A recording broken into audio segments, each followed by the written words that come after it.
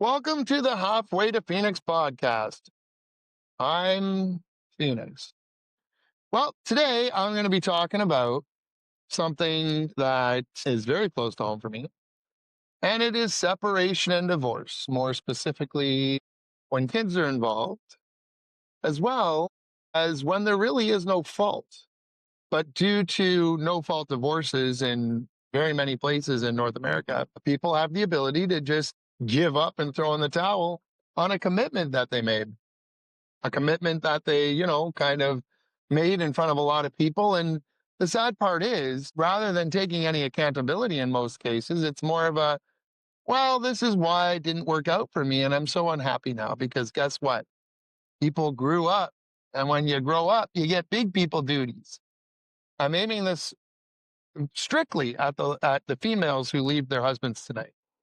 I'm not getting into husbands that leave their wives. I'm getting into wives that leave their husbands. And it's when there's no really good reason other than selfishness. Because as far as I'm concerned, no fault divorce allows somebody to be just that, selfish. There are faults for divorce, and I believe that all divorces should be considered a fault in order for a divorce to go through, regardless of how happy the person is. You make an agreement, you sign that agreement, you get married, you promise the other person that you're going to be with them forever, then that's kind of, I think that should be something that you should just stick to. And I think that should be how it works. But the government, because I'm assuming the, lawyers and the government and whatever, I don't even know why. It's such an unproductive process. Wasting resources, other than maybe for lawyers who make a good living from it, wasting resources, having even a position, having laws about it, all that stuff seems really terrible when you're that person that gets your life ripped away from you because somebody decided that you weren't good enough for them anymore and they're unhappy. And the thing that they agreed to do, which was stay with you through happiness and sickness and health and all that stuff, they're just like, nope, that didn't matter. I'm just a complete bullshitter. So, where I want to go with today's episode is basically, I feel like it's a death sentence.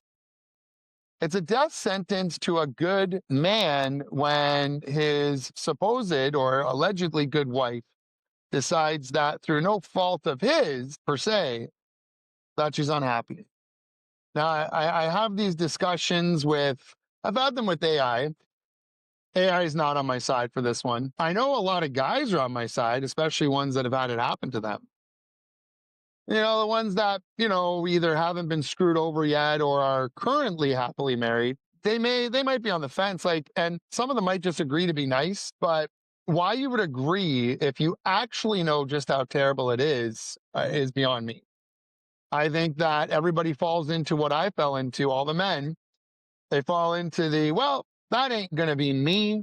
I'm a good guy that can provide for my wife. I can keep her happy, this, that, everything, until that day comes. And I think that's the biggest thing that I'd like to explain to all the guys that listen. I can't foresee a ton of women listening because women don't often listen to men. So for all the guys that are listening, and I mean, girls, listen, it's great advice for you down the road one day if you ever want to take advice from somebody who mansplains everything.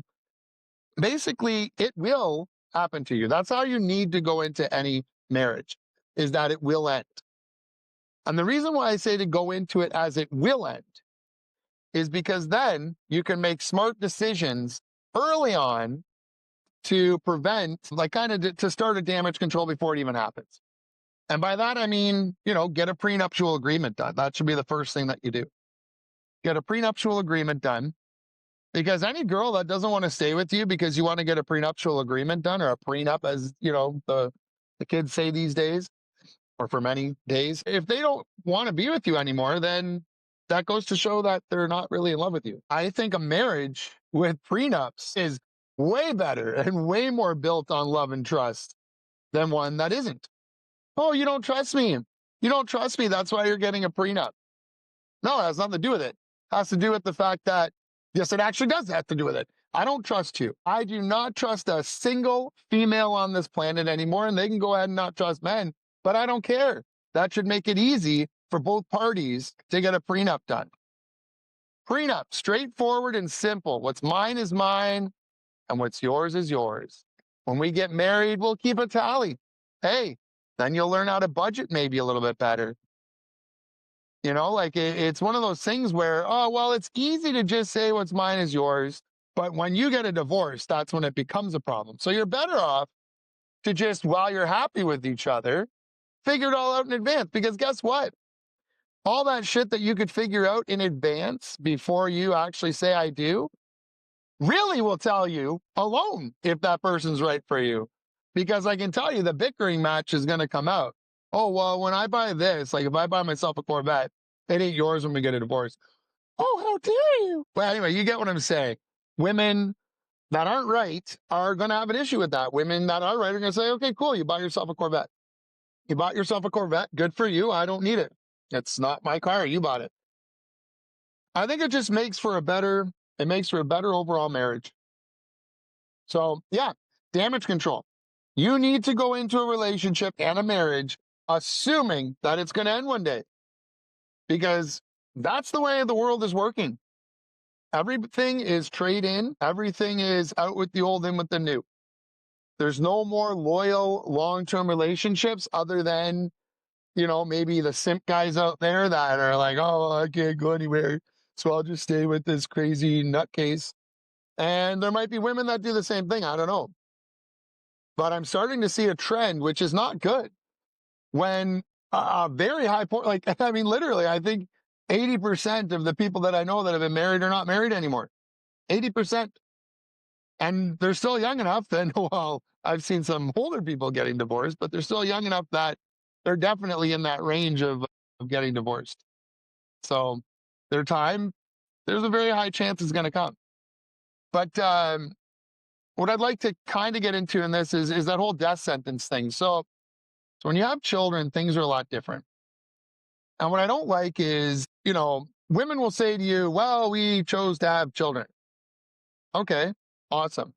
Well, why is it that when we chose to have children, that doesn't come into effect when you want to leave your spouse that didn't really do anything that should constitute leaving a marriage? But all of a sudden, that's okay. Like, a girl can say that to you all she wants. When you complain about things going on with the kids, we chose to have kids, but then when there's a separation, well, oh, nope. Doesn't matter that we had kids. Separation's still going through. The worst thing you could do to your kids, short of beating the shit out of them with a stick, right, is that. But it's okay to do that. So you've got a death sentence kind of like for your kids. You got a death sentence for your spouse. Now, for your kids, it's going to hit them later on in life. You're setting them up, the female, I should say, because again, these are guys I'm aiming this to. Your ex is setting your kids up for failure already. She already has tainted them. They already are going to be in a broken home, which I now recommend to people, unfortunately, don't get into it. If you know of a girl that is from a broken home, I'm suggesting you stay away. Unfortunately, that means some people close to me I'm going to have to recommend you stay away from, because you're not going to be able to trust them. You won't. There's going to be too much baggage. So as soon as a woman decides to play the selfish card of I'm just going to leave because I'm unhappy, by the way, the only unhappy person, kids aren't unhappy. The spouse might be a little bit, like the husband might be a little bit unhappy, but guys usually tough it out. Like, you'd have to do a hell of a lot to me to get me to leave.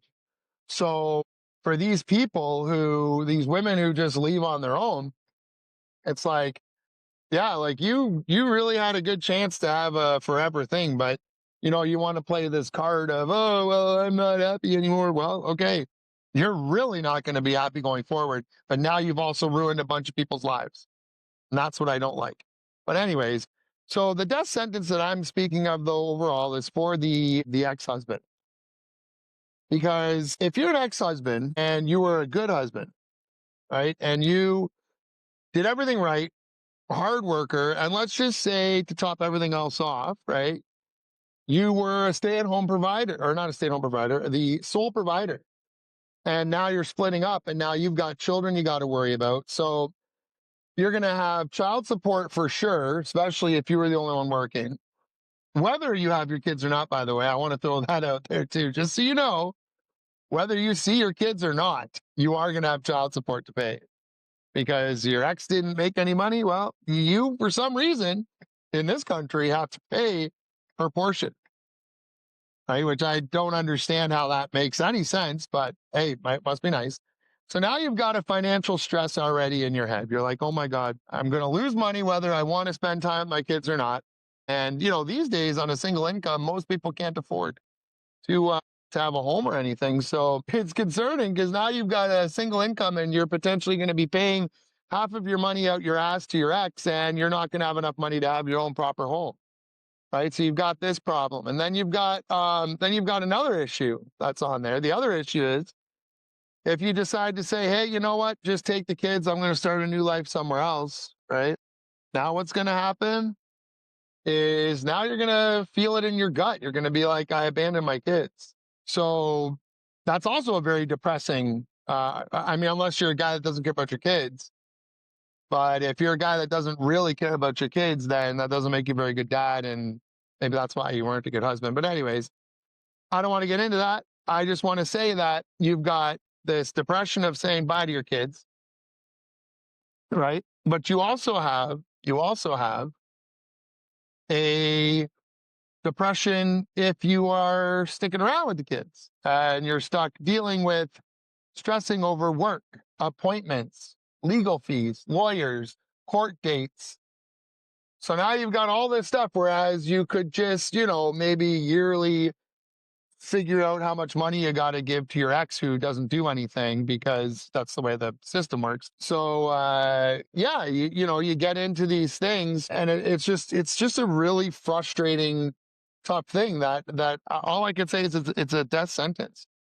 So my concern or my big bother with it is it's that, the amount of hardship that they put you through is so terrible that if you think about it, if you did anything like this to somebody and it wasn't through a marriage, then you'd be going to prison for it, right?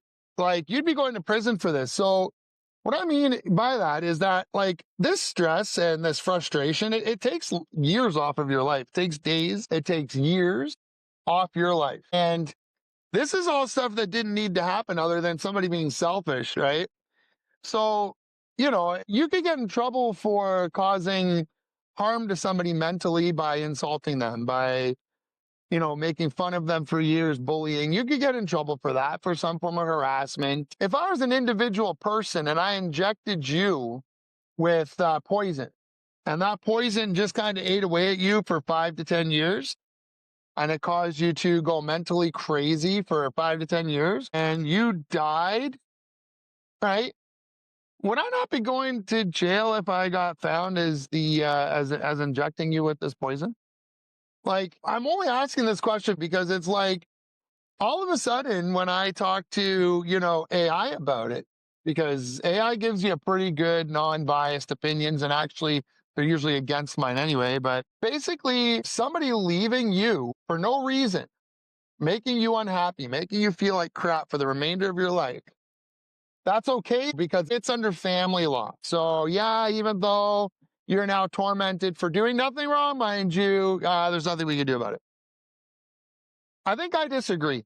I really think I disagree with that because I can tell you right now that when somebody does that, it's like betrayal should be a law. That type of betrayal should be illegal. It really should.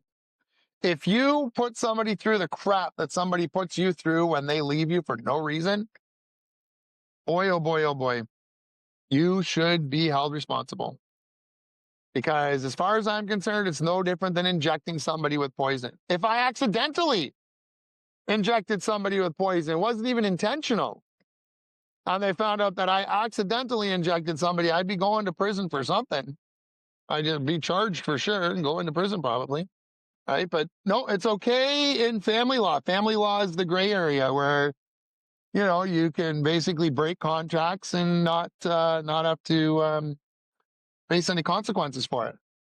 Like, I'm going through this in life right now, and that's why I'm so heated about this. I never thought it would happen to me, and it shouldn't have happened to me. It really should not have happened to me. I grew up being a good guy.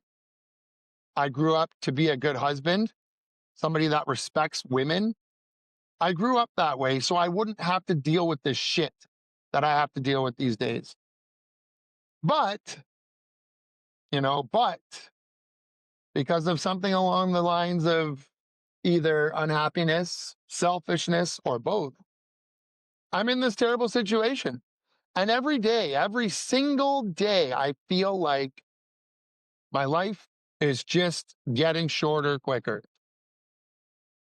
Like, I just don't feel right. My body doesn't feel right. I don't feel like a normal person. And I'm always stuck every day trying to think about what is right. What is right for me? What is the right solution? What do I do? Do I stay with my kids? Do I try to stay with my kids? Do I leave? Because it's a frustration to deal with all the things that are going on. It's very frustrating. And if I leave, I'm going to be feeling the hurt of abandoning my kids. Who the hell wants to be put in that situation? Especially when they're good. I think to myself that if I was a criminal in a relationship or if I committed adultery, which, believe me, opportunities were there. But I wasn't the bad guy. I was a good guy. I stuck to my wife at all times, every minute, every second, never even thought about it. But the opportunities were there. And those opportunities, had I taken those opportunities and ended up in the same place I am now, I'd be facing the same type of grief. Same type of grief. So the punishment is the same. When a woman wants to leave her husband, the punishment is the same regardless of what the reason is, and there doesn't even have to be a good reason. I'm unhappy. Okay, I can leave. I don't care about what happens to my ex. It's already been mentioned. Doesn't matter what happens to the ex. Yeah, no problem. Don't care about my ex. Gave me things in my life that I wanted, and put his life on hold for some things too. But nope, I don't care. Selfishness and unhappiness put upon people is bullshit. It's a death sentence. It really, really is. Separation and divorce for a good husband is a death sentence. Because as soon as that little time bomb explodes and your marriage is over and you've got children and you work, now you got to figure out how to spend time with your kids, how to go to work, how to spend some you time. And to make it all worse, right? You don't know which one's the right one. Which one's right? Do I give up on work? I mean, I'm the income. I make money. And if I stop working, I can't pay for anything. But that involves me giving up on my kids, some time with my kids, which I wouldn't have had to worry about before because my ex would be there, right? My ex would be there for the kids. That's usually what happens. You have one parent working, one parent not working. The parent that's not working is usually there with the children, and the parent that's working is working to get money so that you can have things like a roof over your head and food. So imagine now being in that position. So for especially guys who are thinking about getting married, especially thinking about it without a prenup, imagine you having to choose between, and if you haven't had kids yet, you won't understand the kid part yet. But imagine having to choose between work, your kids, yourself, and to top everything else off, figure out where you're going, what you're going to be doing. All these things all yanking at you in different directions all at once. And you're sitting there like, why? Why did I do this? Why did I get married? Why didn't I listen? I heard some people made some jokes. Don't do it. You'll never be happy. You think you'll be happy when you're married. You really do. But maybe you are for a little while. But is the price that you pay, which is, as far as I'm concerned, a death sentence when it's over, is that death sentence worth it? Now, some people might say, "Oh, well, go grow a pair, go make some changes." Well, okay, depending on your situation, sure, go do it. But some people don't have the same situation that maybe you or your friends did to go and do something. I can tell you right now that it's very lopsided when only one parent's working. When you've got one income in this day and age trying to pay for one house, which normally takes two, it's not so easy to just walk away. It's not so easy to just leave. And now that you're working, mind you, you have to work and then you're trying to fight for some custody of your kids and you got to worry about what the court's going to say because you work. Well, you're the working parent, so the other parent's going to get the custody because they're the primary caregiver, because they're defaulted to the primary caregiver because you work. Because you see, everybody has in their head the old day adage or adage, whatever the hell the word is for it, that, oh, well, the woman stays at home and it's because the man doesn't let her work. Nobody ever considers the fact that women sometimes say, I want to stay home. I want to be a stay-at-home mom. Yeah, you want to be a stay-at-home mom. Well, when there's a separation or divorce, then you got to take responsibility and accountability for the fact that that's what you wanted. You got to be decent, because you're screwing over your husband and making lies and looking like you're such a bad person, or your husband's such a bad person, because he gave you what you wanted and it wasn't good enough. Women get tired. Women get bored. Women get competitive. And I think that's another problem with that feminine movement that's out there. Feminism.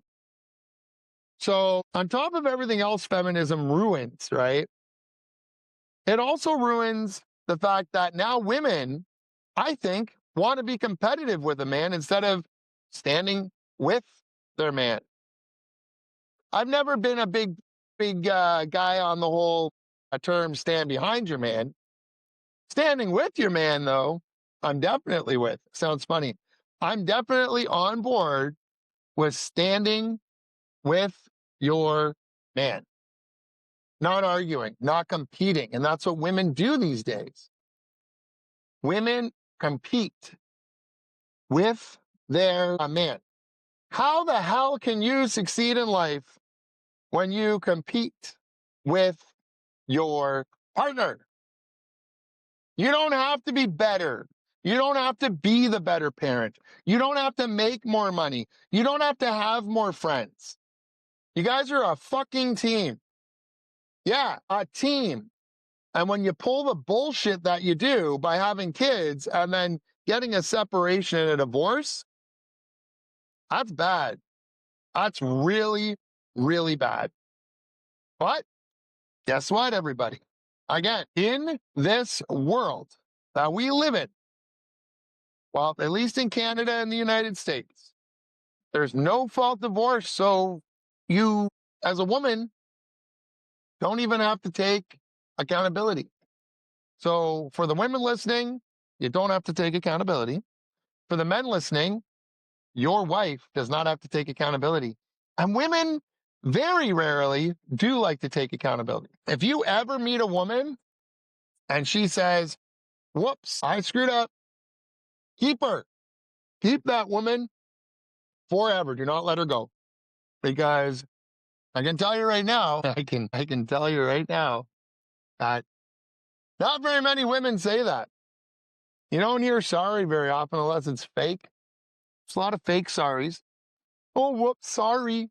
And then they act all cute.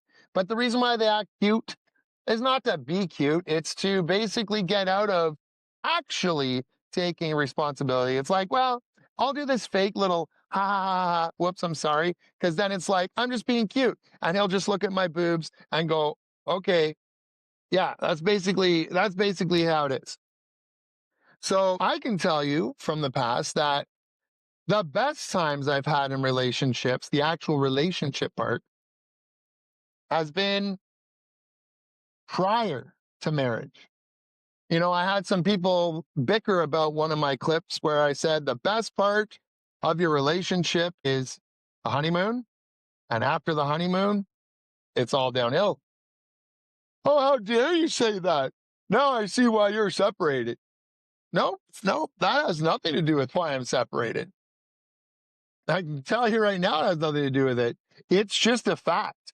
It doesn't get any better. Every day you're getting older. Every day you are getting more stress. Every day, thing after thing piles up. When you're in a relationship, it's the same thing. You make yourself up to the point where you want to get married. And then you're so excited when you actually get married that now you're each other's. Guess what? Guess what? Once that's all done, it's over. It's over. Just live with that fact that the heightening or the raising of your excitement and amazing relationship is done. It is all downhill. Now, you can save that downhill, right? You can save that downhill if you choose not to get married. Because when you get married and you think you have each other, that's when you stop doing all the things that you did to keep each other from not being together anymore. When you are not married, you need to be good to each other so that they don't just say, see ya. Now, I stand a little corrected. That's all they need to do now in a marriage too, because there's no commitment anymore, like real commitment. But yeah, the longer that you're not married, the more time you got to actually care about each other. You're going to be happy and in love way longer when you are not married than when you get married. And then there's no real death sentence, because if you don't get married, you're not going to have financial implications when you break up. Now, I actually do have this thought now in my mind that if you do want to have kids, have them when you're not married. Because at least then when you guys split up, all that really needs to be dealt with is where the kids are going to stay, and that's it. You're not going to have all your belongings and her belongings and all the stuff you guys did since day one. Don't forget, guys, when you get married, don't forget to write down what you were worth. Get a good screenshot of what you were worth when you got married, because 20 years down the road, they're going to want to know what that is when you get a divorce, what you were worth when you got married. That happens, right? It's another one of those very frustrating things that you have to do. Very easy to get married. Very, very easy to say, I do, be drunk later at the little party and sign a piece of paper. But I'll guarantee you it is not easy. It is not easy going through a separation or a divorce. It is not. I'm starting to wonder which is worse, fighting cancer, and I know this is going to sound really bad, fighting cancer or fighting fucking divorce and separation. I'm not talking a clean cut one. I'm not talking one where you both agree and you both walk your separate ways. But when somebody unilaterally leaves you and you got kids, I don't know, man. The amount of hurt, the amount of stress, the amount of anxiety, the amount of just everything kicking you in the face. And you know why I also say that? Because if somebody asked me that question, I'd be like, well, at the way things are going, I'm probably going to have cancer by the time the separation and divorce is over, if I don't already have it from all the stress. Because I really believe stress is a huge contributing factor to cancer or other health conditions down the road. So again, reminding you, death sentence. People don't realize just how bad stress is on your health. And the amount of stress alone that you get from this crap that you go through when you separate is enough to bring down a freaking airplane. Yeah, bad analogy, but you get my point. Maybe I should have said something that's harder to bring down, but anyways, you get my point. It's not good. It's really not good. So it is a death sentence. It really is a death sentence, going through a separation and divorce when you have kids and it's unilateral. Yep, I keep adding on conditions, but I just want to clarify. I'm not in a divorce or separation that resulted in, or that was a result of just two people. I'm in one with kids, and it is deadly. It is terrible. I don't know how many years I've already been taken off my life, and I don't know if I can get them back. I'm not sure. because I've got younger kids. So depending on how long I have to be interacting, and that's another funny misconception that I think, some women don't get.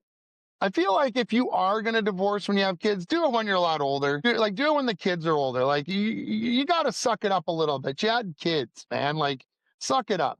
You're not happy. Well, pretend you're happy. Just do it because you have your kids. You have your kids to be happy through.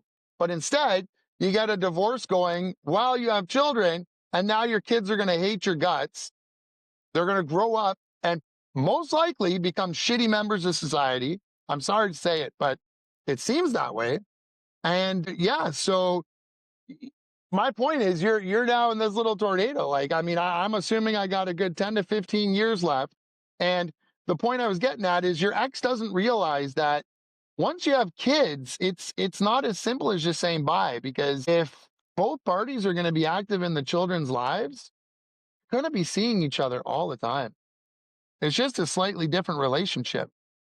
And thank God, or whatever you believe in, that in this province that I'm in, they actually do prefer that men and women share parenting equally after. It's kind of a, if you don't want to equally parent afterwards, then what's the problem? Why can't you? So thankfully that is a case, but that also can be, that can also be very stressful because you want to be part of your kids' lives. Now you have the opportunity, but now you're still tied to that person who destroyed you and started you down death row. It's just a matter of what stress-related health issue is going to take you out. Like I've got in the back of my head, is it going to be a stroke? Is it going to be a heart attack? Is it going to be cancer? Like, which is it going to be that all of this stress that I have, right? And oh, well, you make decisions. Well, yeah, gee, thanks. That really makes me ever want to make a decision again in my life. When you get tricked by somebody who you thought was the real deal and then they screw you over, right? So, I mean, sadly, it's just a realism that nobody will get, I don't think, until it happens to them. And I guess it's just one of those experiences. So, you hear those jokes, or not jokes, but that there's two things certain in life, death and taxes. Well, I would go as far as saying now that divorce and separation is one of them. It's coming. It's just a matter of time. I mean, I know there's people around me happily married right now, floating around like, oh yeah, sorry, it's so terrible to hear that, thinking, what a loser. We'll be fine in our relationship, right? And it's like, no, your time is coming. And when your time comes, you're going to start making podcasts, you're going to start making videos, or you're going to watch them and listen to them. And you're going to be mad that you didn't hear them earlier. I feel like you kind of wish that the YouTube algorithm and Spotify and all that shows you stuff before you get married that they'll show you after you get separated. This is why women suck. This is why women are terrible these days. That wasn't there before. You think, hey, really hot woman, I'm programmed to want to have sex with these women, but heaven forbid that even if I'm a good guy, there's a great chance they're going to say bye-bye, right? Bye-bye to you. So again, I mean, somebody tell me elsewise. I mean, I'd be very interested to have anybody comment, have anybody let me know if they disagree that their separation with kids was the greatest thing in the world. There was no stress. They never felt like their time was ticking there on earth because of stress and how they felt. Like, it's not just mental, it's physical. You can feel it. You can feel your body. Your body is like, screw you. And not screw you because it's mad at you. Your body's like, screw you because now all your mental energy has been used up on stress. Now it's going to your physical. So I don't know what else to tell you other than it's most definitely a death sentence. And people will never understand this until it happens to them. And if I can get anybody to make that decision to get a prenup or not get married in the first place, If you want to know, because I'm sure, oh, what do you want to do? What do you propose we do? Honestly, don't get married. And I think if a marriage is going to happen, you guys are going to think I'm out to lunch. But again, this is how you'll think when you get a divorce. That's not your fault. Anyways, I think that when people get married, they should both have their own separate houses if they get married. I honestly do. But I don't think they should get married in the first place. So let's take marriage out. I think couples, right? I really think couples should not get married. They should each have their own place, guaranteed, their own place. They both should be working.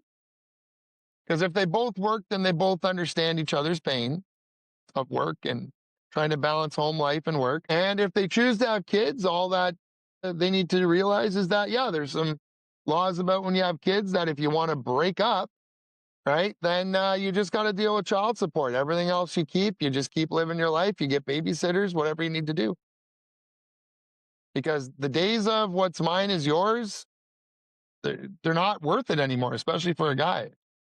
It's not worth it for a man to, especially a man, but hey, if there's, I'll be fair. If there's a hardworking woman that marries a guy that does absolutely nothing, then I guess, it's not worth it for you to do it either. But unfortunately, it seems like the majority of the cases are women who get bored with themselves because women are terrible, I guess, at coming up with things to do.